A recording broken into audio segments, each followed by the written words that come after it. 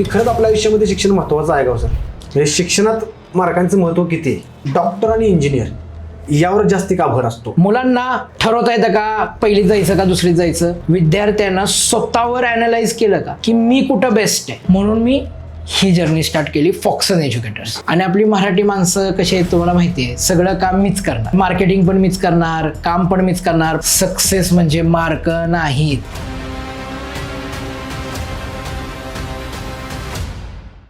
शिक्षण नेमकं कशासाठी असतं?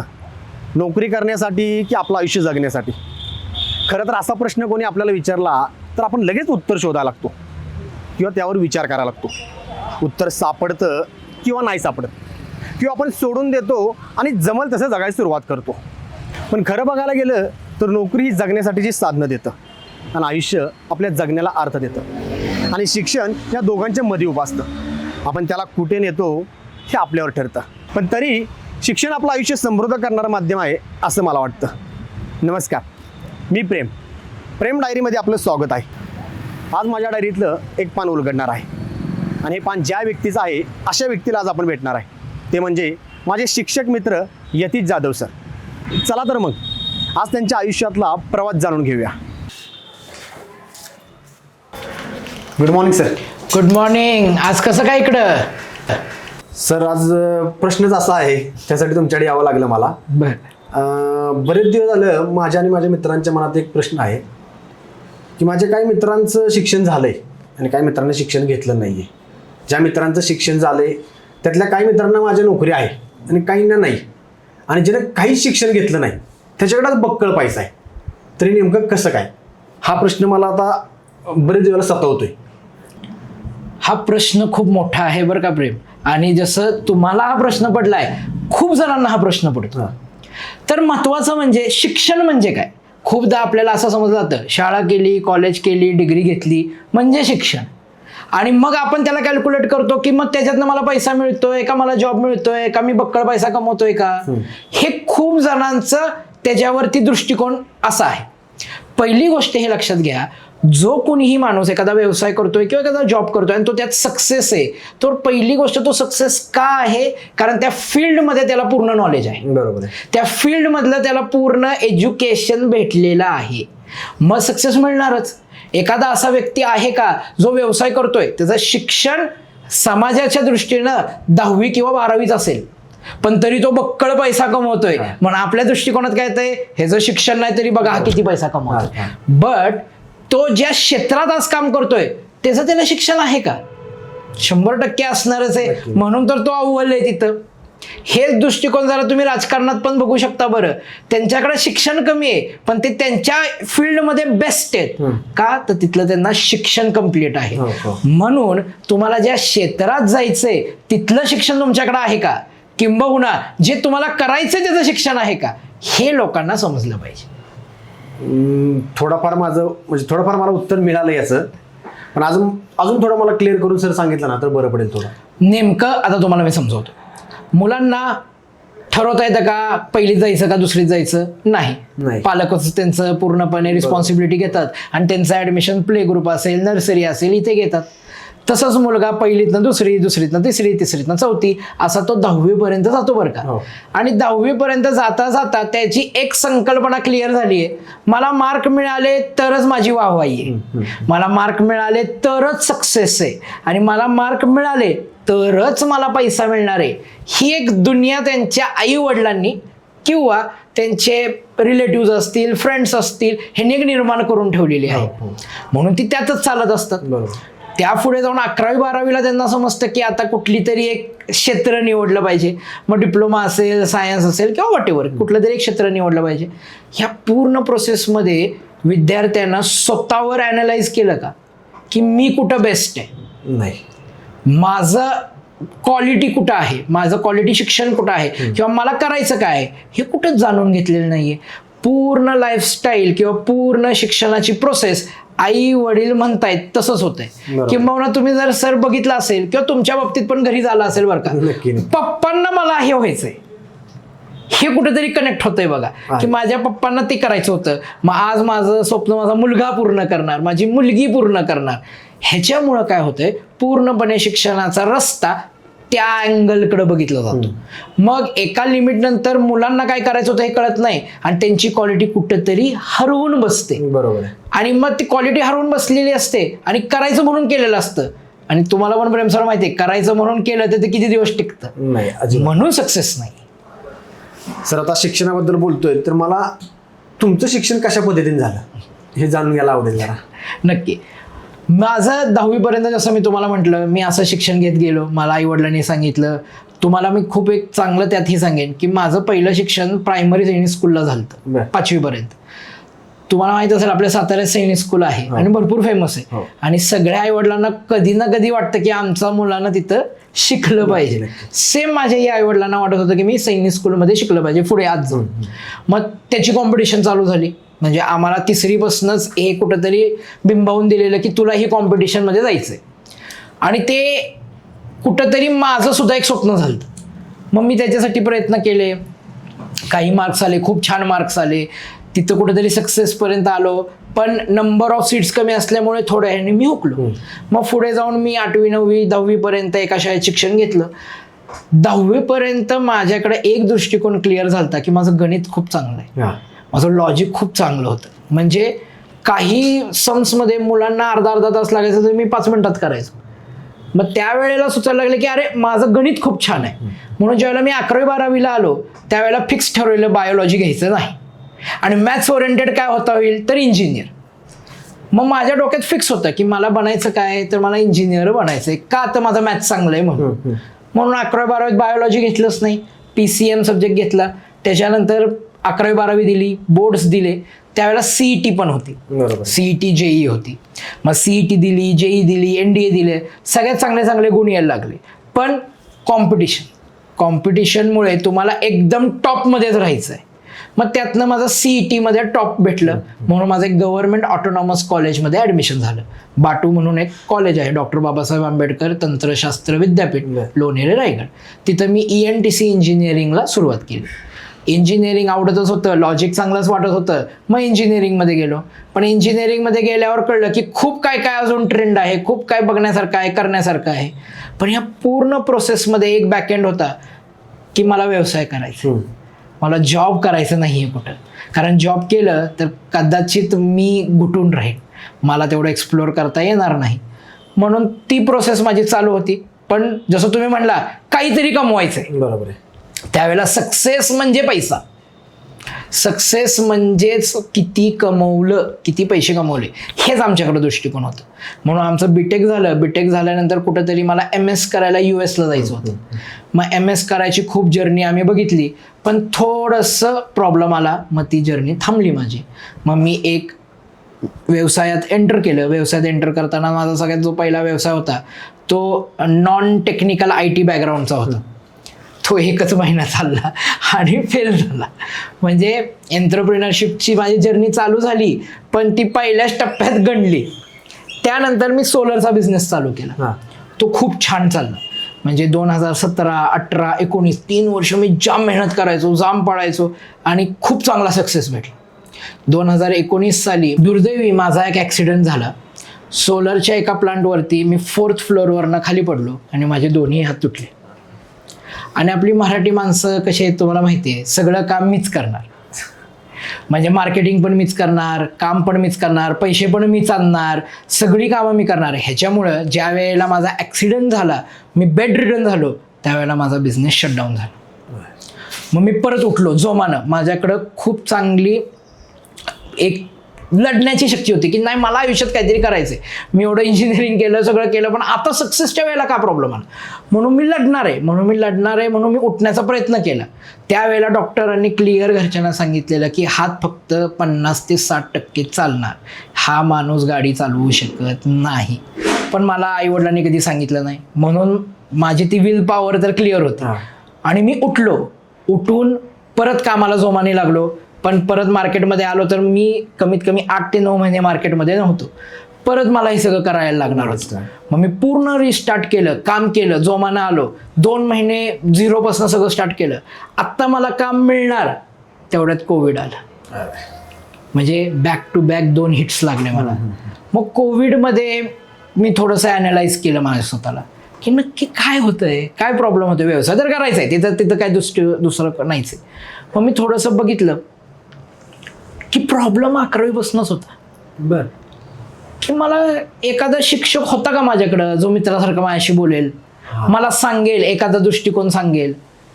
शेवटी मी 11वीचा विद्यार्थी आहे, अल्लडपणा तर मीच करणार का माझे आई वडील करणार आहे? मीच करणार आहे.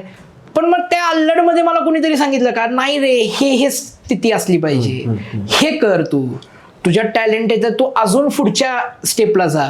तर नव्हतंच. शिक्षकांचं रूप सर तुम्ही पण बघितलं असेल, स्ट्रिक्ट. ह्यांच्याशी थोडंच बोलायचं, पर्सनल बोलायचं नाही, जेवढा डाऊट आहे तेवढंच सांगायचं. मग हे मला सारखं हिट करायला लागलं की मग मित्र नसणारच आहेत का शिक्षकांमध्ये? असं पण नाही आहेत की शिक्षकांची मित्र म्हणजे शिक्षक म्हणून मित्र नव्हती, होती पण लिमिटेड. की तिथपुरतं बाबा मी फ्रेंडली आहे, झालं संपलं. पण कुणीतरी माझं पर्सनल लाईफचे प्रॉब्लेम्स जे मी घरी नाही सांगू शकत ते शिक्षकांना मला नाही सांगता आले. मग हे मला हिट झालं. म्हणून मी ही जर्नी स्टार्ट केली फॉक्सन एज्युकेटर्स. फॉक्सन एज्युकेटर्समध्ये माझा प्रत्येक विद्यार्थ्यापर्यंत मी पोचणार, त्यांच्याकडं मी रियालिटीली काम करणार, त्यांच्याशी मी बोलणार. सक्सेस म्हणजे मार्क नाहीत. प्रत्येकजण जसं तुम्ही म्हणला, आज कित्येक जण आहे ज्यांच्याकडं प्रॉपर शिक्षण नाही आहे पण ते करोडोनं पैसे कमवत आहेत. का तर त्यांना जिथं जायचं होतं त्याचं शिक्षण त्यांच्याकडं होतं. हे कुठेतरी द्यायचं होतं मला. तुमच्याकडं आता मला बरीच माहिती मिळाली. तुमचं शिक्षण असेल, तुमचा जो प्रवास असेल, किंवा शेवटी तुम्ही बोलला की आपल्या आयुष्यात एक गुरु असावा, आणि तो खरंच आपल्या आयुष्यात गुरु असणं खूप महत्त्वाचं आहे. आता तुम्ही शेवटी असं बोलला की मार्काबद्दल बोलला, तर आयुष्यात खरंच मार्क गरजेचे आहेत का? म्हणजे शिक्षणात मार्कांचं महत्त्व किती आहे? आता मार्क पाहिजेत का? मी परत तुम्हाला सांगतोय, तुमची जर्नी काय. बरोबर. एखाद्याला समजा फुटबॉलर व्हायचं असेल, एखाद्या स्पोर्ट्समध्ये जायचं असेल आणि त्याला गणिताचा मार्क आहे का हे चेक केलं जातं. तर पहिली गोष्ट एक लक्षात घ्या, तो फुटबॉलर, तो एक स्पोर्ट्स पर्सन, तो आयुष्यभर स्पोर्ट्स खेळू शकतो का? नाही खेळू शकतो. म्हणजे त्याला ह्या दुनियेत जर वावरायचं असेल तर त्याला थोडं तरी नॉलेज असावं जगण्याचं. नक्कीच. म्हणजे पहिलं तेवढं तरी मार्क असावे. तुम्ही उद्या म्हणाल मला गणितच नाही आलं तर चालेल का? मग व्यवहार ज्ञान कसं राहील? बरोबर. म्हणून एक थोडंसं ज्ञान पाहिजे, थोडंसं नॉलेज पाहिजे. आता मार्कांच्या बद्दल आपण बोलतोय, तर मला तुम्हाला असं विचारायला आवडेल की जे आत्ताचे आई वडील आहेत त्यांचं स्वप्न आपल्या मुलामध्ये बघतात किंवा ते लाभण्याचा प्रयत्न करतात, तर हे कितपत खरं आहे? 100% खरं आहे. आता लादतात हे थोडंसं निगेटिव्ह शब्द होईल बरं का प्रेम, पण आज आई वडील आपल्या मुलांना ज्यावेळेला उभं करतात तर त्यांना कुठेतरी त्यांची छवी दिसतच असते की त्यात, म्हणून ती ते बघण्याचा प्रयत्न करतात. पण कधी कधी ते प्रेम एवढं मोठं किंवा एवढं ऑब्सेशन म्हणतात, इंग्लिशमध्ये एक शब्द आहे ऑब्सेशन, ते ऑब्सेशन झालंय की मला कुठेतरी डॉक्टर व्हायचं होतं तर माझ्या मुलीनं डॉक्टर व्हायलाच पाहिजे. That is obsession. पण त्या मुलीची इच्छा आहे का? त्या विद्यार्थ्याची इच्छा आहे का? तर हे कुठेतरी बघितलं जात नाही. म्हणजे कुठेतरी ते हिरोइझम केलेलं गेलं आहे की हेच केल्यानं माझं आयुष्य होणार. किंवा मी तुम्हाला माझा व्यवसाय जसा पोस्ट कोविडपासून चालू आहे, तर पोस्ट कोविडपासून हे एक बघितलंय की तुम्हाला माहिती आहे कोविडमध्ये सगळं शटडाऊन होतं. सगळं शटडाऊन असल्यामुळे चाललं काही मेडिकल सेक्टर.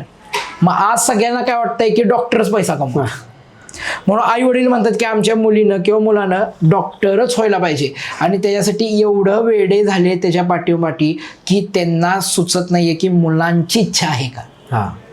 मग येस, लादलं गेलंय का? हो, ॲट अ टाइमच्या पुढे जाऊन ते लादलं गेलेलं आहे. त्यांच्यावरती प्रेशर केलं गेलेलं आहे. का? कारण कधीतरी त्यांनी त्यांच्या आयुष्यात ते मिळवलेलं नाही. मग हे फारसं 100% चुकीचं एखादा नाही. तुम्ही त्याला वे द्या. बरोबर. 100% मुलांना तर माहित नाहीये ना, at the early of stage त्यांच्या एजच्या, त्यांना ह्या गोष्टी माहित नाही की डॉक्टर काय करतो, इंजिनियर काय करतो. तुम्ही त्यांना सांगा, तुम्ही त्यांना 5 सांगा, त्याची इच्छा होऊ दे की ते मला करायचंय. बरोबर. त्याची इच्छा नाहीये किंवा ती इच्छाच बघितली गेली नाहीये आणि मग तुम्ही म्हणताय हे झालंच पाहिजे, मग ती लादली गेली. ज्या दिवशी लादलं जाईल ते किती दिवस टिकल? कदाचित तो होईल सुद्धा डॉक्टर, पण तो खरा डॉक्टर होईल का? नाही. तो फक्त नावासाठी डॉक्टर होऊ शकतो. 100%.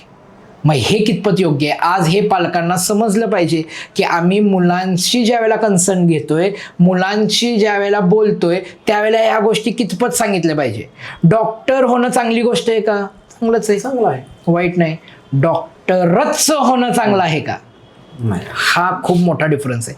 ही एक छोटीशी लाईन आहे दोघांमधली.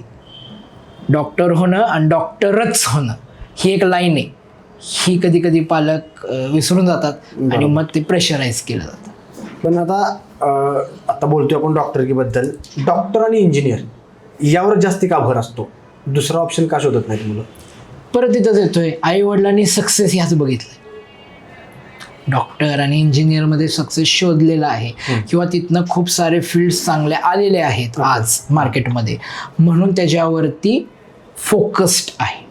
मग ह्याचा अर्थ असं नाही आहे की दुसरीकडे जाताच येत नाही. म्हणजे आपण जरा थोडंसं मागं आहे. तुम्ही ज्या वेळेला तुमच्या 11वी-12वीला गेलात त्यावेळेला तुम्हाला काय सांगितलं? माझा हा तुम्हाला एक प्रश्न राहील की तुम्ही ज्यावेळेला तुमच्या 11वी-12वीत गेला त्यावेळेला तुमच्या आईवडिलांनी तुम्हाला काय सांगितलं? खरं तर तुमचा प्रश्न खरंच चांगला आहे. कारण जेव्हा मला करिअर निवडायचं होतं तेव्हा आमच्या घरातही भरपूर वाद झाले. आणि माझे मोठे काका मला सांगत होते की तू कॉमर्सला जायचं आणि छोटे काका सांगत होते की तू कॉमर्सला नाही जायचं. का? तर कारण त्यांचा मुलगा फेल झाला होता. बरं. पण माझं सर पहिल्यापासून ठरलं होतं माझं की मला जायचं आर्टला. कारण मला थांबा बरं सर, 8ला का जायचं तुम्हाला? हे कोणी सांगितलं तुम्हाला? नाही, हे मला सांगितलं नव्हतं कोणी, पण मी ठरवलं होतं की मला आर्टला जाऊन मला एक आर्टिस्ट बनायचंय. खूप छान. आता सर मला हेच सांगायचं कुठेतरी की तुम्हाला आर्टिस्ट व्हायचं होतं. बरोबर. कदाचित तुमच्यावर प्रश्नही उद्भवले असतील की आर्टिस्ट ह्या करिअरमधनं तुझं म्हणजे तुझं लाईफ चांगली होईल का, तू सेटल होशील का, हे पण प्रश्न तुमच्यावर कोणी ना कोणीतरी विचारले असतील. आणि त्याच पूर्ण कन्फ्युजनमध्ये तुम्हाला कुठेतरी डायव्हर्ट करण्याचं काम घरचे करत होते, म्हणून त्या कॉमर्सला घे असं कुठनं तरी आलंही असेल. नक्की आलंही असेल. आलं होतं. हेच प्रॉब्लेम आज सुद्धा स्टुडंट्समध्ये आहेत की स्टुडंट्स कुठेतरी एक करिअर किंवा एक पाथ किंवा एक सूर्याची किरण त्यांनी शोधलेली असती त्यांची, पण ते झाकण्याचं किंवा डायव्हर्ट करण्याचं काम कुठेतरी आईवडील करतात आणि त्याच्यामुळे प्रॉब्लेम्स येत गेलेत. त्याच्यामुळे कुठेतरी नकारात्मक स्टुडंट्समध्ये आली आहे शिक्षणाबाबतीत. हे खूप जणांनी बघितलेलं आहे. आता आज जर आर्टिस्ट क्षेत्रातलं आपण खूप वेळा बघतो, कित्येक IITian इंजिनियर्स आहेत ती आज आर्टिस्ट आहेत. उत्तम आहेत, खूप छान करतायत. म्हणजे आर्ट्स घेऊनच मी आर्टिस्ट होऊ शकतो, हे कुठंतरी आपल्याला चेंज केलं पाहिजे. बिकॉज आज तुम्ही 140 कोटीच्या देशात राहताय. आज सगळीकडे तुम्हाला कॉम्पिटिशन आहे. तर प्रेम सर, आपल्याला प्लॅन बी ठेवणं गरजेचं आहे. म्हणून आज जिथं पॅरेंट्स विचार करतायत की त्यांना शिक्षणही करावं आणि त्याच्याबरोबर त्याचा एक करिअर पाथही निवडावा, हे दोन्हीचं कुठेतरी मध्य साधला पाहिजे. बरोबर आहे सर. मुलांनी नक्की करिअर निवडताना कोणत्या गोष्टी लक्षात घ्याव्यात? हेच महत्त्वाचा मुद्दा आहे. कुठलंही करिअर निवडताना माझी इच्छा आहे का, मला ते करिअर आवडेल का, किंवा किंबहुना माझ्याकडे ते स्किल्स आहेत का, हे चेक करणं फार इम्पॉर्टंट आहे. आता 100ला 100% स्किल नसली तरी चालतील बरं का, मग शिक्षण कशात घ्यायचं आहे? मग शिक्षण त्यासाठीच घ्यायचं की ते 100ला 100 स्किल्स मला कन्वर्ट करायचे आहे. ह्या पूर्ण प्रोसेसमध्ये मला एक गोष्ट लक्षात द्यायची आहे, मला ज्याला करिअर निवडताना मला ती आवड आहे का, मला तिथं माझ्या आयुष्याची बऱ्यापैकी वर्ष काढायची. जसं आज तुम्ही आर्टिस्ट होताय किंवा मी आज एंटरप्रिनर आहेत या एज्युकेशन फील्डमध्ये, सर आपण 1-2 वर्षासाठी आलोय का इथं? नाही.